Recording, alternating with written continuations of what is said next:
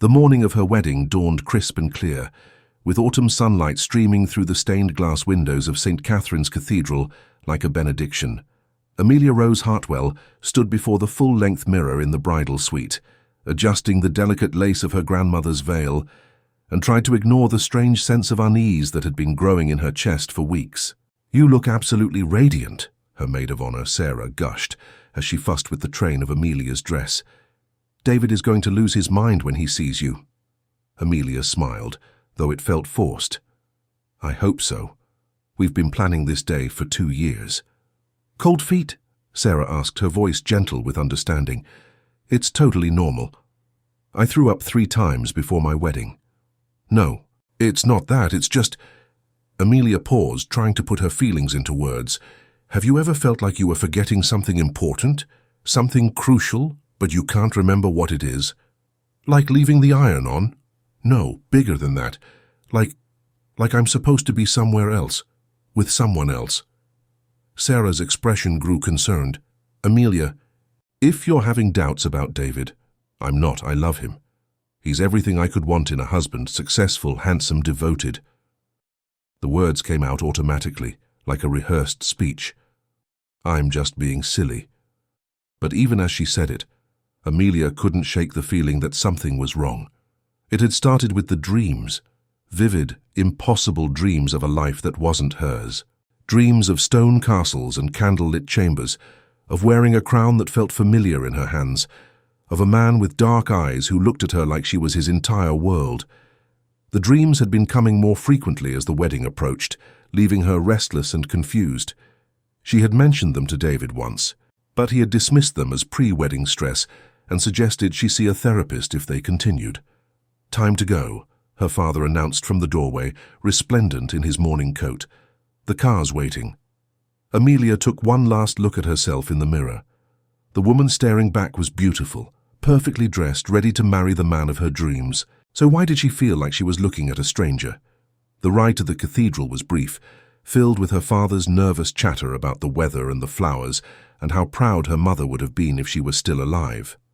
Amelia nodded and smiled at appropriate intervals, but her mind was elsewhere, lost in a haze of inexplicable melancholy. It wasn't until they pulled up to the cathedral steps that she saw him. He was sitting on the stone steps, like a discarded shadow, his clothes tattered and dirty, his dark hair hanging in greasy tangles around a face that might have been handsome once, before whatever hardships had carved deep lines around his eyes and mouth. He looked like any of the dozens of homeless people who populated the city's streets, unremarkable, invisible, forgotten. But when his eyes met hers through the car window, Amelia felt the world tilt on its axis. Those eyes, dark as midnight, ancient as sorrow, and filled with a recognition so profound it took her breath away. She had seen those eyes before, in her dreams, in her nightmares, in the face of the man who had loved her across centuries. "Amelia, are you all right?" her father asked, noticing her sudden pallor. Yes, I'm fine." But she wasn't fine. She was drowning in a flood of emotions she couldn't name, memories that weren't hers, and a desperate certainty that she knew this man had always known him, would always know him. "Let's get you inside," her father said, helping her from the car. "You look like you've seen a ghost." The beggar rose as they approached the steps, his movements fluid despite his apparent frailty. He stepped directly into their path, his eyes never leaving Amelia's face. "Please," he said, his voice rough with disuse but carrying an authority that seemed at odds with his appearance. "I need to speak with her." "Move along," Amelia's father said firmly, trying to guide her around the man. "This is a private event." But the beggar reached out and grasped Amelia's arm, his touch sending an electric shock through her entire body. The moment his skin touched hers, the world exploded into color and memory and impossible recognition. "Don't marry him," he said urgently, his eyes boring into hers. "Please." "Amelia, you can't marry him." "Let go of her," her father demanded, but Amelia found herself frozen, unable to look away from those haunting eyes. "You don't know me," she whispered, though even as she said it, she knew it was a lie. "I know you," he said softly. I know that you have a birthmark shaped like a crescent moon on your left shoulder.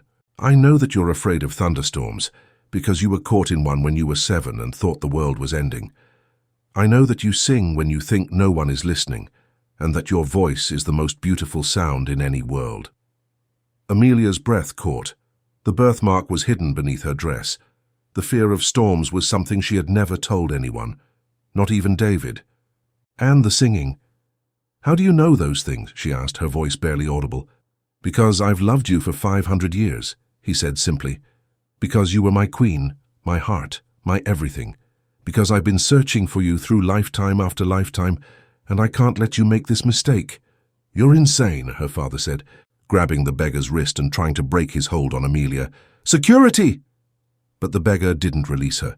Instead, he leaned closer, his voice dropping to a whisper that only she could hear.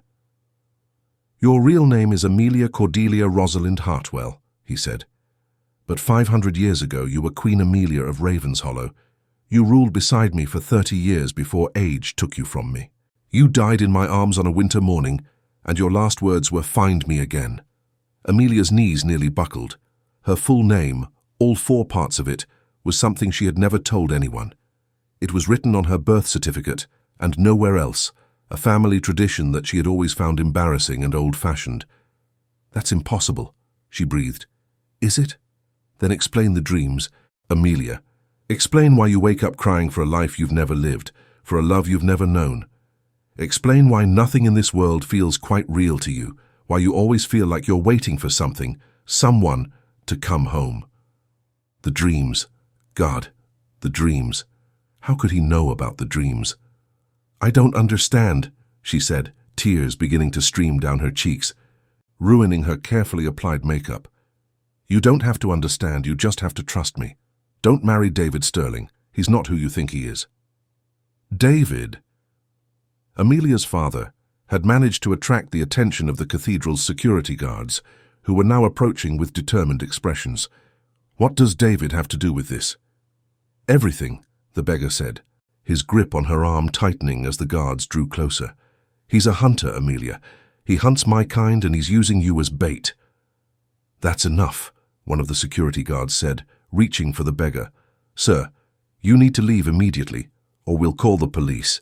Wait, Amelia said, her voice stronger than she felt. What do you mean he's using me as bait? He knows what you are, the beggar said urgently as the guards closed in. He knows you're my reincarnated queen, and he's planning to use you to draw me out. The wedding is a trap, Amelia. If you go through with it, you'll be signing both our death warrants. Sir, step away from the bride, the guard commanded, his hand moving to the weapon at his belt.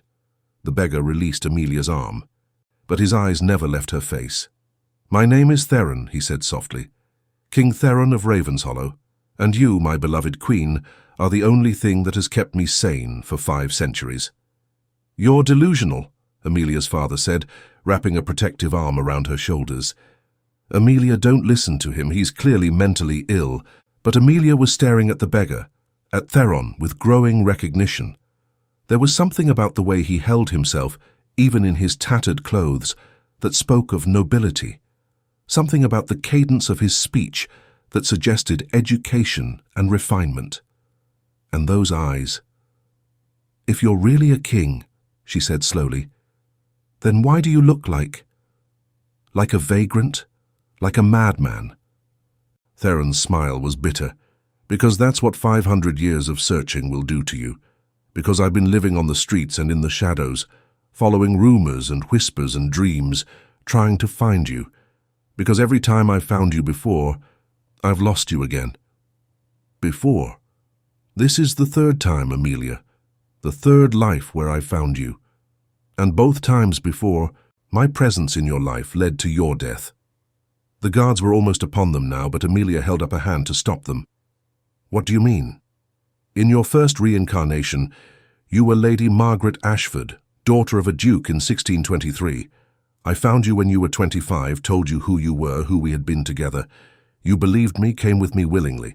But my enemies found us. They killed you to hurt me, and I watched you die again. Amelia felt a chill run down her spine. And the second time? 1823. You were Catherine Mills, a merchant's daughter in London. I tried to be more careful that time, to court you slowly, to let you remember on your own. But when I finally told you the truth, you were so frightened that you tried to run. You fell from a bridge in your panic and drowned in the Thames. That's horrible. It was my fault. Both times it was my fault. That's why I stayed away this time. That's why I've been watching you from a distance, content, just to know that you were alive and happy. Then why are you here now? Theron's expression grew desperate. Because David Sterling is going to kill you. Maybe not today, maybe not tomorrow, but eventually. He's been planning this for years, Amelia. The chance meeting at the coffee shop, the whirlwind romance, the perfect proposal.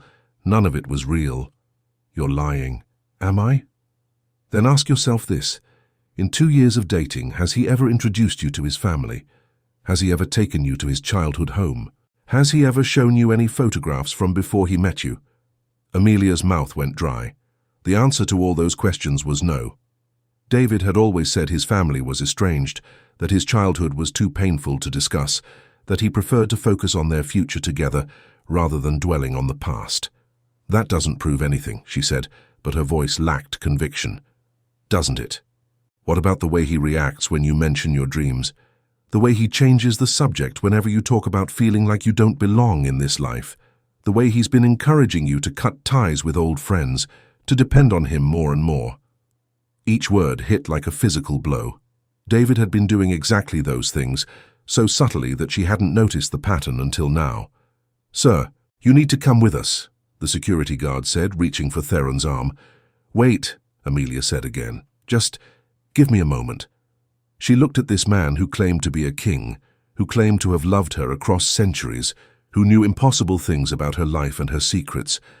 Everything rational in her mind said he was delusional, dangerous, someone to be avoided at all costs.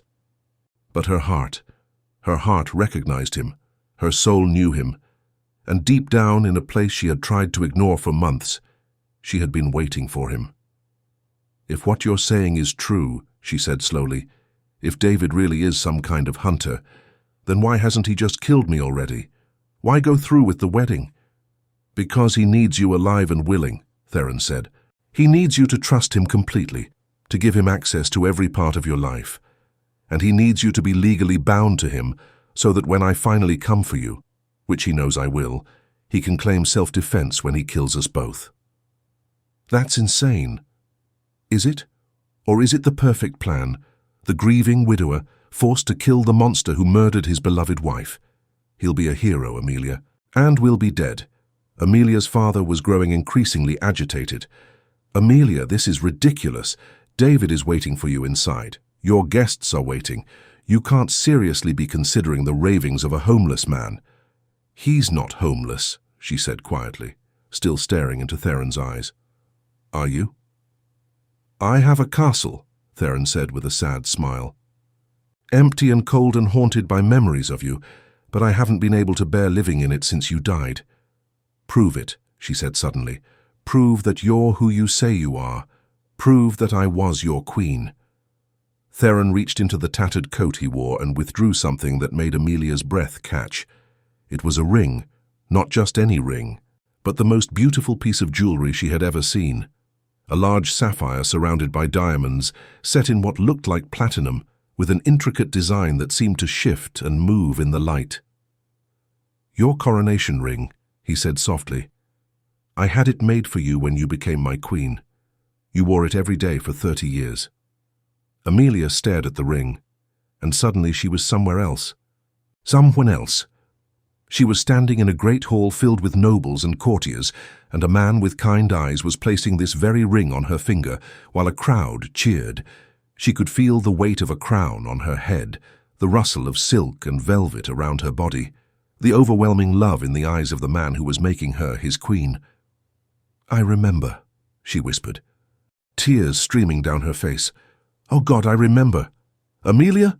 her father said, his voice filled with concern. "What's wrong?" But she couldn't answer. She was lost in a flood of memories that were impossible, but undeniably real. A lifetime of love and laughter and partnership with the man standing before her. 30 years of ruling together, of building something beautiful and lasting. of a love so deep and pure that it had transcended death itself. "I remember our wedding night," she said, her voice barely audible. "I was so nervous, and you spent hours just talking to me, making me laugh, until I forgot to be afraid." "You wore a white silk gown with pearls sewn into the bodice," Theron said, his own eyes bright with tears. "And you said you felt like a princess in a fairy tale. I remember the morning I died. I was so tired, and you held my hand while I slipped away. I told you to find me again. And I promised I would. I've kept that promise, Amelia. Through 3 lifetimes, I've kept that promise." "This is insane," her father said, but his voice lacked its earlier conviction. Even he could see that something extraordinary was happening. "Sir, we really need to—" the security guard began. "No," Amelia said firmly, wiping the tears from her face. "Leave him alone." She looked at Theron, this man who claimed to be her king, her eternal love, her destiny. Everything logical told her to walk away, to go into the cathedral and marry David as planned. But everything in her heart was screaming that this was right, that this was real, that this was what she had been waiting for her entire life. "If I believe you," she said slowly, "if I accept that you're telling the truth about who we were, about David, about everything, what then? What are you asking me to do?" "I'm asking you to trust me. I'm asking you to come with me. To let me protect you from the man who wants to use you to destroy us both. And if you're wrong, if David really does love me, and you're just a delusional man who's convinced himself of an impossible story, then you'll have lost nothing but a marriage that was built on lies. But if I'm right and you go through with this wedding, you'll lose everything, including your life." Amelia looked toward the cathedral doors, where she knew David was waiting for her. David, who had swept her off her feet with his charm and devotion. David, who had never shown her a single photograph from his past. David, who had been slowly isolating her from her friends and family. David, who had dismissed her dreams and made her feel foolish for having them. Then she looked at Theron, ragged and desperate, but with eyes that held 5 centuries of love and loss and unwavering devotion. "Amelia," her father said gently, "you need to make a decision. David is waiting, and the guests are getting restless." "I know," she said softly. Then louder, "I've made my decision." She reached out and took the ring from Theron's trembling hands. The moment it touched her skin, she felt a jolt of recognition so powerful it nearly knocked her to her knees. This ring had been hers. She had worn it, loved it, been buried with it. "I can't marry David," she said, sliding the ring onto her finger where it fit perfectly. "I'm sorry, Dad, but I can't." "Amelia, think about what you're doing," her father pleaded. "You're throwing away your entire future for a stranger." "He's not a stranger," she said, taking Theron's hand and feeling the rightness of it settle into her bones. "He's my husband. He's always been my husband." "My queen," Theron breathed, lifting her hand to his lips and kissing it with a reverence that made her heart ache. "My beloved queen." "What about David?" her father asked. "What about the wedding? What about all the guests?" "Tell them the truth," Amelia said, never taking her eyes off Theron's face. "Tell them the bride remembered who she really is." The transformation began the moment they left the cathedral steps. As Theron led her away from the church, away from the life she had been about to commit to, Amelia felt layers of false identity falling away like discarded clothes. "Where are we going?" she asked as they walked quickly through the city streets, her wedding dress trailing behind her like a white banner of rebellion. "Somewhere safe," Theron replied, his eyes constantly scanning their surroundings. "David will have realized by now that you're gone. He'll be looking for us. How dangerous is he, really?" "Very. The Sterling family has been hunting vampires for over 300 years. They're patient, methodical, and utterly ruthless. But I'm not a vampire. I'm human. You're the reincarnated soul of a vampire queen.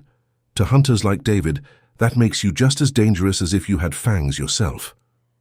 They turned into an alley between 2 old buildings, and Theron pressed his hand against what looked like a blank brick wall. To Amelia's amazement, a section of the wall swung inward, revealing a hidden passage. "How did you—" "I've had 500 years to prepare for this day," Theron said, ushering her inside. "I've built safe houses throughout the city, places where we can hide if we need to. The passage led to a small but comfortable apartment, furnished with antiques that looked like they belonged in a museum.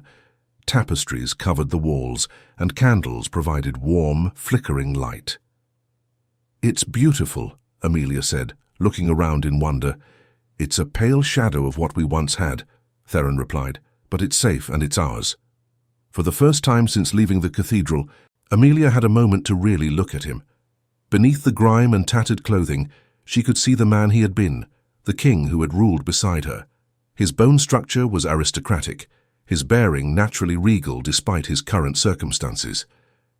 "You look terrible," she said softly. 500 years of grief will do that to a man. "When did you last eat?" "Sleep in a real bed." "I don't remember." "Theron." She reached out to touch his face, and he leaned into her palm like a man dying of thirst who had finally found water. "What have you done to yourself?" "What I had to do to find you. What I had to do to survive until this moment. This can't be how you've been living." "It's not living," he said simply. "It's existing, waiting, hoping. Living is what we did together 500 years ago. Everything since then has just been marking time." Amelia felt her heart break for this man who had loved her so completely that he had spent centuries searching for her. "Show me," she said. "Show you what?" "Show me who you really are. Not the beggar, not the broken man on the cathedral steps. Show me my king." Theron straightened, and for a moment, Amelia caught a glimpse of the man he had been. The way he held his head, the set of his shoulders, the authority in his bearing, it was all still there, buried beneath layers of pain and time. "There," she said, smiling through her tears. "There's my Theron. I'm not the man you remember, Amelia. I'm not the king you loved. I'm broken, damaged, possibly beyond repair. Then we'll fix you, we'll fix each other. It's not that simple. The things I've done, the places I've been, the compromises I've made just to survive. I don't care. You should care. You should know what you're getting yourself into." "Then tell me everything." Theron moved to the window, staring out at the city beyond. "After you died the first time, I went mad with grief. I destroyed half my kingdom looking for a way to bring you back. When that failed, I spent decades researching reincarnation, soul bonds, anything that might explain how to find you again. And you found me. Eventually. But as I told you, both times ended in disaster. After Catherine died in 1823, I gave up. I let the kingdom fall, let my enemies take everything, and I disappeared into the shadows. For how long? Nearly 200 years. I became a ghost, a legend, a cautionary tale told by other vampires, the king who lost his mind for love. But you kept looking for me. I couldn't stop. Even when I wanted to, even when I thought it would be kinder to let you live your lives in peace, I couldn't stop searching. And when you found me this time? I tried to stay away. I watched you from a distance, content just to know you were alive and happy. But then you started dating David, and I realized who he was, what he was planning. How did you know? Because I've been hunted by the Sterling family before. David's great-great-grandfather nearly killed me in 1847. His great-grandfather put a silver bullet in my chest in 1923. They're persistent, I'll give them that. Amelia sank into one of the antique chairs, the weight of everything settling over her like a heavy blanket. This is insane. My entire life has been a lie. Not a lie, just incomplete. How can you be so calm about this? How can you act like it's normal for someone to live multiple lives, to be hunted by vampire killers, to discover that their fiancé is actually their enemy? Because I've had 500 years to get used to the impossible, because this is my reality, and now it's yours too. I don't know if I can handle this. You can. You're stronger than you know, Amelia. You always have been. In my other lives, maybe, but I'm just me. I work in a bookstore. I like romantic comedies and chocolate ice cream and quiet Sunday mornings. I'm not a queen. You are exactly who you've always been. The job, the preferences, the quiet moments. Those are just the surface. Underneath, you're still the woman who ruled a kingdom with wisdom and compassion. You're still the queen who chose love over duty, who stood by me through war and peace, who made me a better man just by believing in me. How can you be so sure? Because you're here. Because when faced with an impossible choice, you chose to trust your heart over your head. Because you put on that ring and remembered who you really are. Amelia looked down at the sapphire ring on her finger, still amazed by how perfectly it fit, how right it felt. The memories, they're so vivid, so real. Because they are real. They're your memories, Amelia, your life, your love, your history. But how is it possible? How can someone be reincarnated? How can memories survive death? I don't know the how. I only know the what. I know that souls are more resilient than bodies. I know that love can transcend death. I know that some bonds are too strong to be broken by something as simple as mortality. And you've been carrying this knowledge, this love, for 500 years? It's been my burden and my blessing, my curse and my salvation. Theron. She stood and moved to him, placing her hand on his arm. I'm so sorry. For dying, for leaving you, for making you wait so long. Don't apologize for being human. Don't apologize for living the lives you were meant to live. But the pain you've endured was worth it. Every moment of it was worth it to have you here now, to see you remember, to hold you again. Are you going to hold me again? Do you want me to? Yes, I think I do. But I'm scared. Of me. Of this. Of how right it feels when it should feel wrong. Of how much I want to just fall into your arms and pretend the last 500 years never happened. Then do it. It's not that simple. Why not? Because I'm still me, Theron. I'm still Amelia Hartwell, who was supposed to get married today. I'm still the woman who thought she was in love with David Sterling. I can't just flip a switch and become someone else. I'm not asking you to become someone else. I'm asking you to become yourself, your true self. And if I can't? What if the memories aren't enough? What if I can't love you the way she did? Then we'll build something new. We'll create a love that belongs to this life. This time, these versions of ourselves. You'd be willing to do that? To start over? Amelia, I've loved you through 3 lifetimes. I've loved you as a queen and a lady and a merchant's daughter. I've loved you in castles and cottages and everything in between. I'll love you however you'll let me, for as long as you'll let me. Even if I never fully remember, even if I never become the queen you lost. You are the queen I lost, but you're also more than that. You're every version of yourself that has ever existed, and every version that ever will exist. And I love all of them. Amelia felt tears streaming down her face again. I don't deserve that kind of devotion. Yes, you do. You deserve everything good in this world and the next. Theron. Yes? Kiss me. Are you sure? I'm sure. He moved toward her slowly, as if she might disappear if he moved too quickly. When he reached her, he cupped her face in his hands with infinite gentleness. My queen, he whispered. My king, she replied. When their lips met, the world exploded into light and memory and recognition. Amelia felt herself falling through time, through lifetimes, through centuries of love and loss and longing. She was every version of herself that had ever loved this man, and he was every version of himself that had ever loved her back. When they finally broke apart, both of them were crying. I remember, she said. I remember everything, all of it. All of it? Our wedding day. The way you looked at me when I walked down the aisle. Our first fight, about the trade agreements with the northern kingdoms. The night our son was born. We had a son. William. He had your eyes and my stubborn streak. He lived to be 63 and had children of his own. I never knew I was so focused on you, on losing you, that I never thought about what came after. He was a good king. Better than either of us, I think. He ruled for 40 years after you abdicated. I abdicated? After I died. You couldn't bear to rule without me, so you passed the crown to William and disappeared. And you remember all of this. I remember all of it. Our life together, our love, our family. But I also remember dying, Theron. I remember how much it hurt to leave you. I'm sorry, I'm so sorry I couldn't save you. You weren't supposed to save me. I was human, and humans die. That's the natural order of things. Not for us. Nothing about us has ever been natural. No, it hasn't, but maybe that's what makes it special.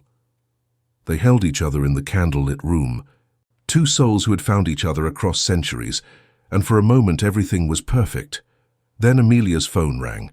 She looked at the caller ID and felt her blood run cold. It's David. Don't answer it. I have to. If I don't, he'll know something's wrong. Something is wrong. You left him at the altar. But he doesn't know why. He doesn't know about you, about us, about what I remember. Amelia, I need to hear his voice. I need to know if what you've told me about him is true. Against Theron's protests, she answered the phone. Amelia, thank God. Where are you? Are you all right? David's voice was filled with what sounded like genuine concern, and for a moment, Amelia felt a flicker of doubt. Could Theron be wrong? Could David really be the man she had thought she loved? I'm fine, she said carefully. I needed some air. Some air? Amelia, you disappeared from our wedding. You left me standing at the altar in front of 300 people. What happened? I don't know, I couldn't go through with it. Why? Did I do something wrong? Did someone say something to upset you? No, it's not that, it's just, David, do you love me? Of course I love you. How can you even ask that? Then why don't I know anything about your family? Why have you never shown me pictures from your childhood? Why do you change the subject every time I try to talk about my dreams? There was a pause on the other end of the line. When David spoke again, his voice was different, colder. Who have you been talking to, Amelia? What do you mean? Someone's been filling your head with doubts. Someone's been asking questions about me. Who is it? I don't know what you're talking about. Yes, you do, and I think I know who it is. Tall, dark hair, looks like he hasn't eaten in weeks. Goes by the name Theron? Amelia's blood turned to ice. How do you know that name? Because I've been hunting him for 5 years, Amelia. Because he's a monster who's been stalking you, and I've been trying to protect you from him. Protect me? Everything I've done, everything we've built together, has been about keeping you safe from him. The courtship, the engagement, the wedding, it was all designed to put you under my protection before he could get to you. You've been lying to me. I've been protecting you. From what? From a vampire who's convinced himself that you're his reincarnated queen. From a monster who's killed dozens of people in his obsession with you. From a creature who will stop at nothing to possess you. He's not a monster, isn't he? Has he told you about the bodies, Amelia? Has he told you about the people he's murdered while searching for you? Has he told you about the families he's destroyed, the lives he's ruined, all in the name of his twisted love? Amelia looked at Theron, who was listening to every word with an expression of growing anguish. Is that true? She asked him. Some of it, he said quietly. Not all, but some. How much of it? Amelia, I can explain. How much of it, Theron? Amelia? David's voice came through the phone. Are you there? Are you with him right now? Yes, she said, never taking her eyes off Theron's face. I'm with him. Then you're in danger. Whatever he's told you, whatever he's made you remember, it's not real. He's a master manipulator, Amelia. He's made other women believe they were his queen too. That's not true, Theron said, but his voice lacked conviction. Isn't it? David continued. Ask him about Margaret Ashford. Ask him about Catherine Mills. Ask him what happened to them when they tried to leave him. What happened to them? Amelia asked Theron. They died, but not because of me, because of hunters like him. Are you sure about that? David's voice was relentless. Are you sure you didn't kill them yourself when they realized what you really were?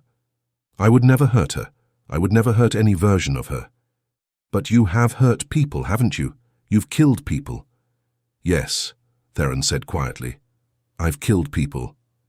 How many? I don't know. I stopped counting. Why? Because I'm a vampire, Amelia. Because sometimes, to survive, to continue searching for you, I had to do terrible things. What kind of terrible things? Amelia, listen to me. David's voice cut through the conversation. You need to get away from him. You need to come to me. I can protect you. By marrying me? By lying to me for 2 years? by doing whatever it takes to keep you safe. And what happens after that? What happens when you've protected me from Theron? We live our lives, we have the future we planned, based on lies, based on love. Do you love me, David? Really love me? Or do you just love the idea of using me to catch your vampire? Another pause. When David spoke again, his mask had slipped completely. Does it matter? Either way, you're safer with me than with him. That's not an answer. It's the only answer you're going to get. Now where are you? I'm coming to get you. No. Amelia. No, David, I'm not going anywhere with you. Then you're making a mistake that will cost you your life. Is that a threat? It's a promise. If you stay with him, you will die just like the others. And if I come with you, you'll be safe, protected, loved, controlled, if that's what it takes. Amelia hung up the phone and looked at Theron, who was staring at her with an expression of absolute despair. He's right, isn't he? She said. About the killing, about the danger I'm in just by being near you. Yes. Tell me about it, all of it. I need to know what I'm choosing. Amelia, tell me, Theron, if we're going to do this, if we're going to be together, I need to know who you really are. Not the king from 500 years ago, not the romantic ideal of eternal love. I need to know the vampire who's been living in the shadows for centuries. Theron moved to the window again, his shoulders slumped with the weight of confession. I've killed 47 people, he said quietly. 47 people in 500 years. Why? Some were hunters who were trying to kill me. Some were vampires who got in my way. Some were food. Food? I'm a vampire, Amelia. I need blood to survive. And sometimes when I was desperate, when I was starving, I took more than I should have. You killed innocent people. Yes. Recently. The last one was 3 years ago.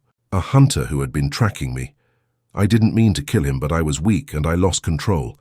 And before that, a vampire in Prague who tried to stop me from following a lead about you.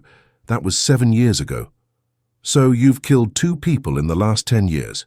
Yes. And the other 45. Spread out over the previous 490 years. Most of them in the 1st century after you died, when I was mad with grief and rage. And Margaret and Catherine, did you kill them? No, I swear to you I never hurt them. Margaret was killed by vampire hunters who were trying to get to me. Catherine died in an accident while trying to run from me. But they're dead because of you. Yes, they're dead because I couldn't leave them alone. Because I was selfish and desperate, and I put my need to be with you above their safety. And now you're doing the same thing with me. Yes. Amelia sat down heavily, the weight of everything crushing down on her. So David was right. I am in danger just by being near you. Yes. And you knew that when you approached me today. Yes, but you did it anyway, because I couldn't watch you marry him, because I knew what he was planning and I couldn't let him use you like that. So instead, you're using me. I'm trying to save you. Are you? Or are you trying to save yourself from another lifetime of loneliness? Theron turned to face her, and she saw the truth in his eyes. Both, he said simply. I'm trying to save both of us.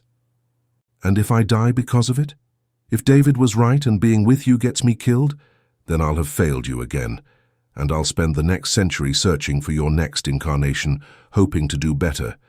That's not good enough. I know. I need more than that, Theron. I need a promise that you'll put my safety above your need to be with me. I need to know that if staying with you puts me in danger, you'll let me go. I can't promise that. Why not? Because I've already lost you twice. Because the thought of losing you again is unbearable, because I'm selfish and desperate and I love you more than I love your safety. Then how are you any different from David? I'm not. We're both selfish men who want to possess you. The only difference is that I've loved you for 500 years and he's only been using you for 2. That's not enough of a difference. I know. So what do we do now? I don't know. They stood in silence, the weight of impossible choices hanging between them like a sword. Outside, the sun was setting, painting the sky in shades of red and gold that reminded Amelia of the sunsets she had watched from the castle walls 500 years ago. There's something else, Theron said finally. What? David was right about one thing. I have made other women believe they were you. Amelia felt her heart stop. What? Not intentionally. But when you're desperate, when you've been searching for so long, sometimes you see what you want to see. Sometimes you convince yourself that someone is who you need them to be. How many others? 5. Over the centuries, there have been 5 women who I thought might be you. And what happened to them? 3 of them realized I was wrong and left. 1 died of old age before I figured out my mistake. And 1... What? 1 I killed. You killed her. She was going to expose me to the authorities. She was going to reveal what I was, and I couldn't let that happen. So I killed her. When? 1756. And you're telling me this now because you deserve to know who I really am, because if you're going to choose me, you need to choose the real me, not the idealized version you remember from 500 years ago. The real you is a killer. Yes, the real you has made mistakes that cost innocent people their lives. Yes, the real you is dangerous to be around. Yes, and you're asking me to love you anyway. I'm asking you to choose, me with all my flaws and sins and dangers, or David, with all his lies and manipulations and plans. Or neither of us. You could walk away from both of us, start over somewhere new, live a normal life. Could I? Could I really just walk away and pretend none of this happened? I don't know, but you could try. And you'd let me go. If that's what you chose, yes, I'd let you go. Even though it would mean losing me again. Even though it would mean losing you again. Why? Because 500 years of loving you has taught me that love isn't about possession.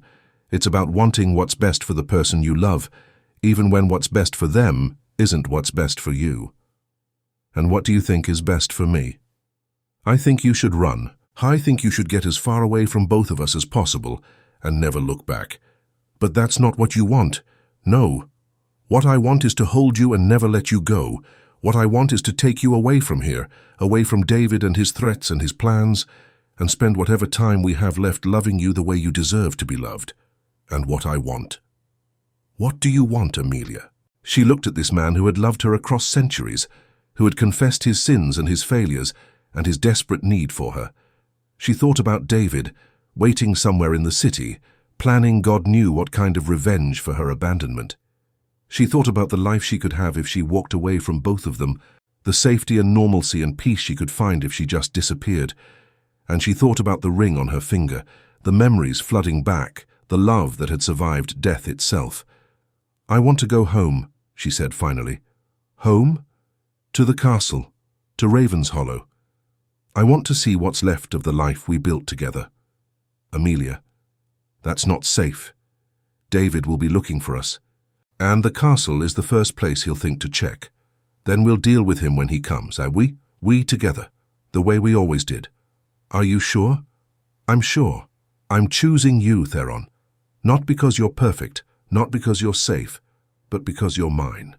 Because you've always been mine and I've always been yours, and 500 years of separation is long enough. Even knowing the risks, especially knowing the risks, because love without risk isn't love at all. It's just convenience.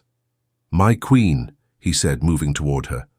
My king, she replied, stepping into his arms. This time, when they kissed, there was no hesitation, no doubt, no fear. There was only love, pure and eternal, and strong enough to conquer death itself. Let's go home, Amelia said against his lips. Together, together. The castle stood against the night sky like a monument to forgotten dreams, its ancient stones weathered by centuries of wind and rain, but still proud, still strong. Amelia felt her breath catch as they approached the gates, memories flooding back with each step. It's smaller than I remembered, she said softly. Everything seems smaller when you're not a child, Theron replied, though his voice carried its own note of wonder. I haven't been back here in over a century. Why not? Because it hurt too much. Because every room, every corridor, every stone held memories of you. The gates opened at Theron's touch, recognizing their rightful king despite the centuries of absence. As they walked through the courtyard, Amelia could almost see the ghosts of their past life. Servants hurrying about their duties, guards patrolling the walls, herself and Theron walking hand in hand through these very stones. The rose garden, she said suddenly, turning toward a section of the courtyard that was now overgrown with weeds. "You planted it for me on our first anniversary. You remember. I remember everything now, every conversation, every argument, every moment of joy and sorrow. It's all here." She touched her chest, over her heart. All of it. They entered the castle through the main hall, their footsteps echoing in the vast space. Dust motes danced in the moonlight that streamed through the tall windows, and tapestries hung in tatters from the walls. "It's been empty for so long," Theron said, his voice heavy with regret. "I should have maintained it better. I should have—" "It's perfect," Amelia interrupted. "It's exactly as it should be, a testament to what we had and what we can build again. Can we? Can we really build something new here? We can try." They climbed the stairs to their old chambers, and Amelia felt her heart ache as she saw the bed where they had slept together for 30 years, the window where she had watched for his return from diplomatic missions, the chair where he had held her as she died. "I died in this room," she said quietly. "In my arms. You told me you weren't afraid, that you'd find me again. And I did, 3 times. And I found you, 3 times. What happens now, Theron? What happens when David comes for us, because he will come? I know, and when he does, we'll face him together. As king and queen, as partners, as equals, as 2 people who love each other enough to fight for their future. Even if that future is uncertain, especially if that future is uncertain." They spent the night walking through the castle, rediscovering their past and planning their future. Amelia found herself slipping effortlessly back into the role of queen, making mental notes about repairs that needed to be made, improvements that could be implemented, ways to bring the castle back to life. "You're doing it again," Theron observed as she examined the structural integrity of a wall in the great hall. "Doing what? Being a queen, taking charge, making plans, seeing possibilities where others see only problems. Is that bad? It's wonderful. It's exactly who you've always been. In every life. In every life. Margaret Ashford reorganized her father's estate and doubled its productivity. Catherine Mills turned her family's struggling shop into the most successful business in London. And Amelia Hartwell. What about Amelia Hartwell? Amelia Hartwell turned a failing bookstore into a community centre that brought people together and changed lives. You've been watching me that closely? I've been watching you for 2 years. I know about the reading programs you started for underprivileged children. I know about the book clubs you organized for seniors. I know about the way you helped that young mother find resources when her husband left her. You've been stalking me. I've been loving you from a distance. There's a difference. There's a difference. They were interrupted by the sound of vehicles approaching the castle, multiple engines moving fast and with purpose. "David," Amelia said, "and friends by the sound of it." They moved to the window and looked down at the courtyard, where a convoy of black SUVs was disgorging armed men in tactical gear. "How many?" Amelia asked. 12, maybe 15. "All hunters?" "Probably. The Sterling family has connections throughout the hunting community. What do? We fight. Against 15 armed men. Against 15 armed men who want to hurt you. Yes. Theron, that's suicide. Maybe. But I'd rather die fighting beside you than live without you. There has to be another way." "What do you suggest?" Amelia thought for a moment, her mind racing through possibilities. "We talk to him. We negotiate." "Negotiate what?" "Our lives, our freedom, our right to be together." "Amelia, he's not here to negotiate. He's here to kill me and take you back. Then we make him an offer he can't refuse." "What kind of offer?" "Information. I know things about the vampire world that he doesn't, things that could be valuable to hunters. You'd betray your own kind? To save us, yes. That's not who you are. It's who I am now, it's who I choose to be." Before Theron could protest further, David's voice echoed through the castle, amplified by some kind of speaker system. "Amelia, I know you're in there. Come out and we can talk about this." "He wants to talk," Amelia said. "He wants to get you in the open where his men can take a clear shot at me." "Maybe, but maybe he really does want to negotiate. And maybe pigs will fly." "Amelia," David's voice came again. You have 5 minutes to come out or we're coming in, and when we do, a lot of people are going to get hurt. I'm going down there, Amelia said. No. Yes. I'm going to talk to him. I won't let you. You won't let me? Amelia turned to face him, and Theron saw something in her eyes that reminded him exactly why she had been such an effective queen. Theron, I love you. I've loved you for 500 years, but I am not your possession, and you do not get to make decisions for me. I'm trying to protect you. I know, but sometimes protection means trusting the person you love to make their own choices, even when those choices might get them killed, especially then. Theron stared at her for a long moment, then nodded slowly. You're right. I'm sorry. Thank you, but I'm coming with you. Theron, non-negotiable. If you're going down there, I'm going with you. We face this together or not at all. Together. Together. They walked down to the main hall hand in hand, and Amelia felt a strange sense of déjà vu. How many times had they walked these corridors together? How many crises had they faced side by side? Whatever happens, she said as they approached the main doors, I want you to know that I don't regret this. I don't regret choosing you. Even if it gets you killed, even if it gets me killed, because I'd rather live one day as your queen than a lifetime as anyone else's wife. My queen, he said, lifting her hand to his lips. My king, she replied. They opened the doors and stepped out into the courtyard, where David was waiting with his small army of hunters. He looked exactly as Amelia remembered, tall, handsome, impeccably dressed, even in tactical gear.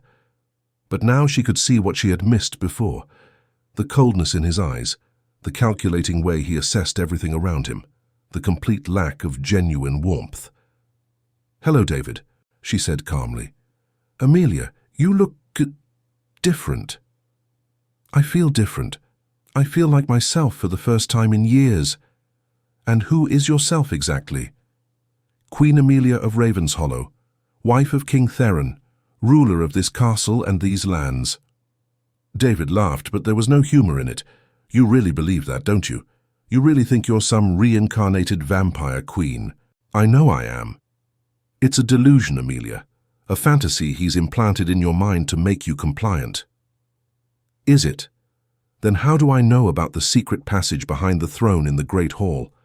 How do I know about the hidden treasury beneath the chapel?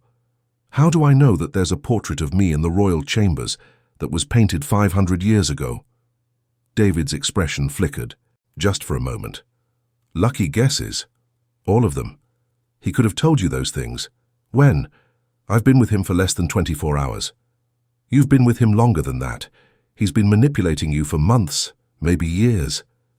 Have you, Theron? Amelia asked, turning to look at him. No. I stayed away from you until yesterday. I watched from a distance, but I never approached you, never spoke to you, never tried to influence you in any way. Because you knew what would happen if you did. Because I knew I would lose you again if I interfered too soon. But you interfered anyway. Because I couldn't let you marry him, because I knew what he was planning. Which was what, exactly? David interrupted. What terrible plan was I supposedly hatching? You were going to use her as bait, Theron said. Marry her, gain her complete trust, and then use her to draw me out so you could kill me. And what's wrong with that plan? What's wrong with it? Amelia stared at David in disbelief. You're talking about using me, about lying to me, manipulating me, putting me in danger. I'm talking about ridding the world of a monster who's killed dozens of innocent people. And you're willing to sacrifice me to do it. I'm willing to do whatever it takes to stop him, even if it means destroying my life. Your life was already destroyed the moment he set his sights on you. I was trying to save what was left of it. By lying to me for 2 years. By protecting you from the truth. The truth that I'm a reincarnated vampire queen? The truth that you're the obsession of a delusional killer who will stop at nothing to possess you?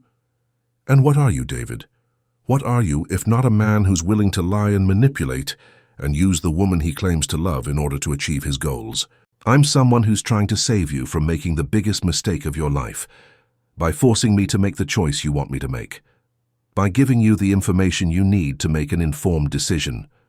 Information like the fact that you're a vampire hunter? Information like the fact that our entire relationship was a lie? Information like the fact that you never loved me at all? David was quiet for a moment, and when he spoke again, his voice was softer. I did love you, Amelia. I do love you. That's why I'm here. That's why I'm trying so hard to save you from him. You love the idea of me. You love the woman you thought you could mold me into, but you don't love the real me, and he does. Yes, even though he's a killer, even though he's dangerous, even though being with him will probably get you killed, even though all of that. Why? Because he sees me, the real me, not the woman he wants me to be, not the woman he thinks I should be, but the woman I actually am. And he loves that woman, flaws and all. What flaws? David asked. You're perfect. No, I'm not. I'm stubborn and impulsive, and sometimes I make terrible decisions. I have a temper and I hold grudges, and I can be incredibly selfish when I want something badly enough. Those aren't flaws. Yes, they are. They're human flaws, and they're part of who I am. And Theron loves me anyway. He's loved me through 3 lifetimes, through every mistake I've made, through every bad decision and moment of weakness. Because he's obsessed with you. Because he knows me, really knows me, and he chooses to love me anyway. And you think that's healthy? I think it's real. I think it's the kind of love that most people spend their entire lives searching for and never find. It's the kind of love that gets people killed. Maybe. But it's also the kind of love that makes life worth living. David looked at her for a long moment, and she saw something in his eyes that might have been genuine sadness. I can't let you go with him, Amelia. You can't stop me. Yes, I can. He gestured to his men, who raised their weapons. I have 15 armed hunters, and he's 1 vampire. The math is pretty simple. You'd kill me to save me? I'd kill him to save you. And if I get caught in the crossfire, then at least you'll die free instead of living as his slave. I'm not his slave, David. I'm his queen. There's no difference. There's every difference in the world. Amelia stepped forward, placing herself between Theron and the hunter's weapons. If you want to kill him, you'll have to go through me. Amelia, don't, Theron started. No, she said firmly. This is my choice. My decision. My life. She looked at David. I'm choosing him. I'm choosing love over safety, passion over security, truth over lies. I'm choosing the man who's loved me for 500 years over the man who's been lying to me for 2. Even if it kills you? Even if it kills me?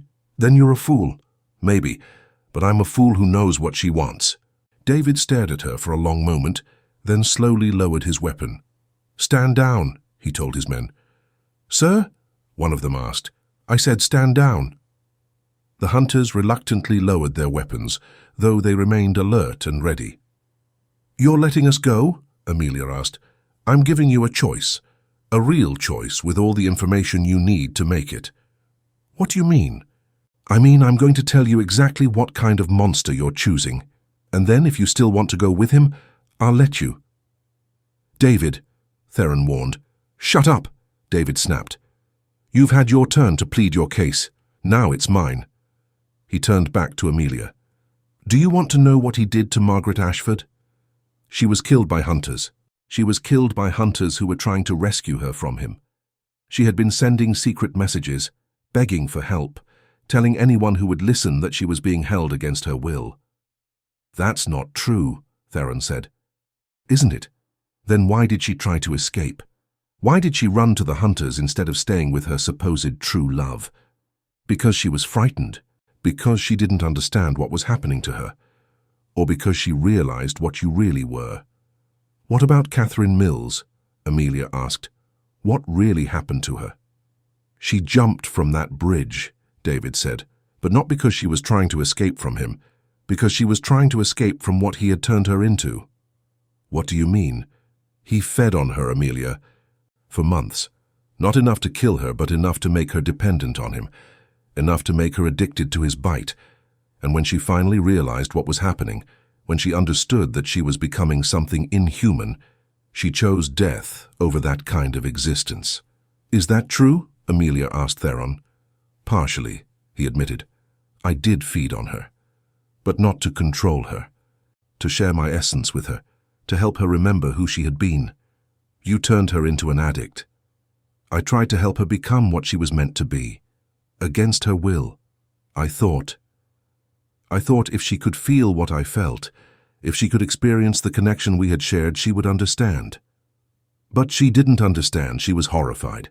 Yes, and she killed herself rather than become what you wanted her to become. Yes, Amelia felt the world tilt around her. You've been lying to me. Not lying, just not telling you everything. What else haven't you told me?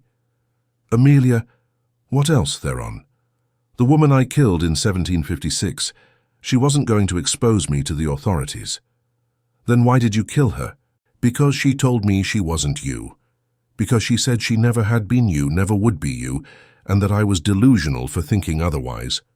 So you killed her for telling you the truth. I killed her because I couldn't accept the truth. And the others, the 5 women you thought might be me. 3 of them left when they realized I was wrong about who they were. 1 died of old age and 1. What? 1 I kept. For 40 years. I convinced her that she was you, that she just needed time to remember. I fed on her, controlled her, made her dependent on me. And when she finally died, I told myself it was of natural causes. But it wasn't. No, it was because I had drained her life force over 4 decades, because I had used her up in my desperate need to have you back. Amelia staggered backward, the weight of his confessions crushing down on her. You're a monster. Yes. You've hurt innocent people. Yes. You've killed people who didn't deserve to die. Yes. And you would do it again. If it meant having you back, yes, I would do it again. Even knowing how wrong it is. Even knowing how wrong it is. Amelia looked at this man who had loved her across centuries, who had confessed his sins and his failures, and his willingness to commit them again. Then she looked at David, who had lied to her and manipulated her, but who was offering her a chance at a normal, safe life. I need a moment, she said. Amelia, both men said simultaneously. I need a moment to think. Alone. She walked away from both of them, moving to the center of the courtyard where she could see the stars above and feel the weight of centuries pressing down on her shoulders. She was Queen Amelia of Ravenshollow, who had ruled wisely and justly for 30 years. She was also Amelia Hartwell, who had lived a quiet, normal life until yesterday. She was the woman who had loved Theron completely, and the woman who had been prepared to marry David. She was all of these things, and none of them, and something entirely new. What do I do? She whispered to the stars. The answer came not from the sky, but from her own heart. She knew what she had to do, she had always known. She walked back to where the 2 men were waiting, their faces tense with hope and fear. I've made my decision, she said. And, David asked, I choose neither of you.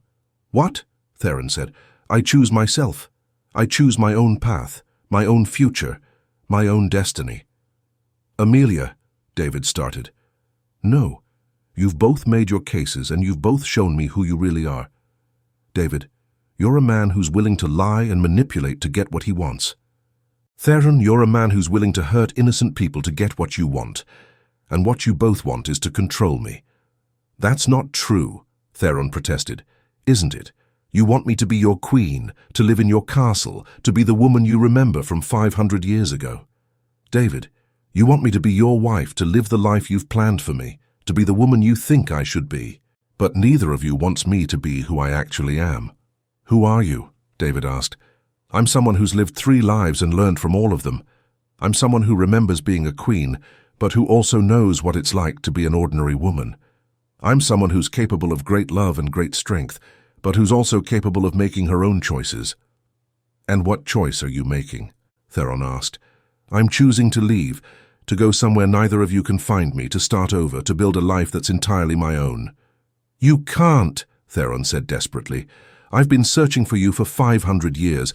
I can't lose you again. You're not losing me, you're setting me free.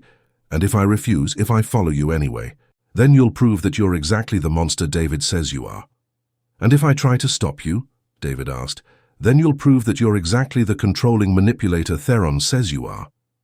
Both men stared at her, and she saw the moment when they realized she was serious. "This is your final decision?" Theron asked. "This is my final decision. Then I have something for you." He reached into his coat and withdrew a small leather journal. "Your diary, from our life together. I've carried it with me for 500 years. Amelia took the journal with trembling hands. "Why are you giving this to me?" "Because it's yours. Because you should have something to remember the good times, even if you don't want to repeat them." "And I have something for you," David said, pulling out a small device. "A GPS tracker. If you ever need help, if you ever change your mind, activate it and I'll find you." "Why?" "Because despite everything, I do love you. And love means wanting someone to be safe, even if they don't want to be with you." Amelia looked at both gifts, then at the two men who had shaped her destiny in such different ways. "Thank you," she said simply. "Where will you go?" Theron asked. "I don't know, somewhere new, somewhere I can figure out who I am when I'm not defined by my relationship to either of you." "Will we ever see you again?" David asked. "I don't know. Maybe. If I decide I want to.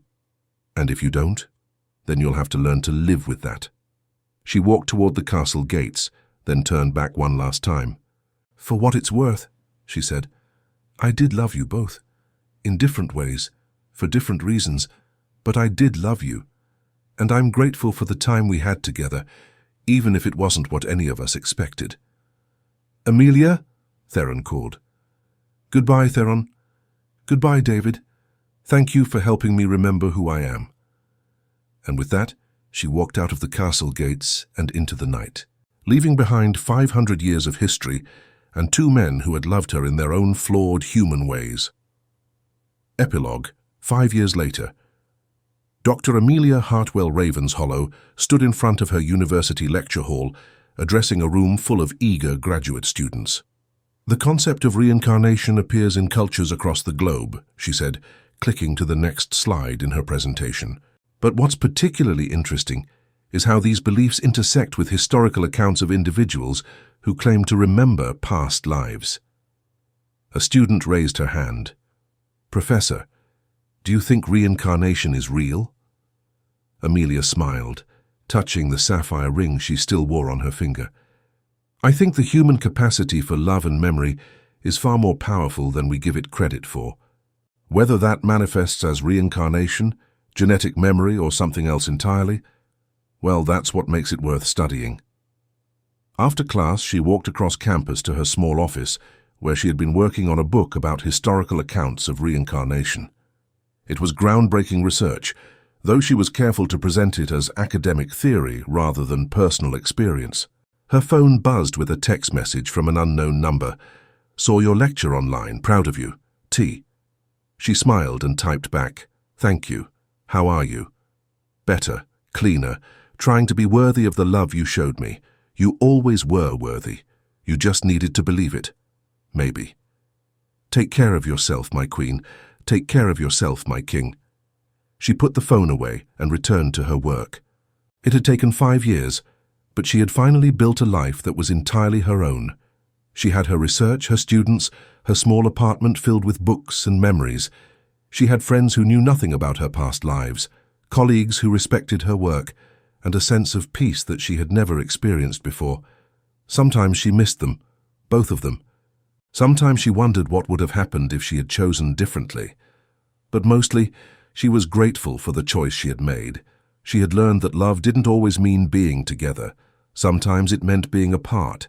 Sometimes it meant letting go. And sometimes it meant finding yourself in the space between what was and what could be.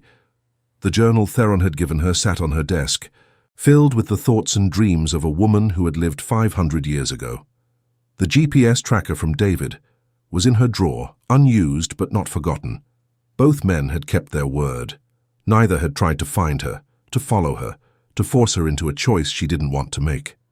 They had let her go, and in doing so, had finally shown her the kind of love she had always deserved. As the sun set outside her office window, Amelia opened the journal and read the words she had written centuries ago. Love is not possession. Love is not control.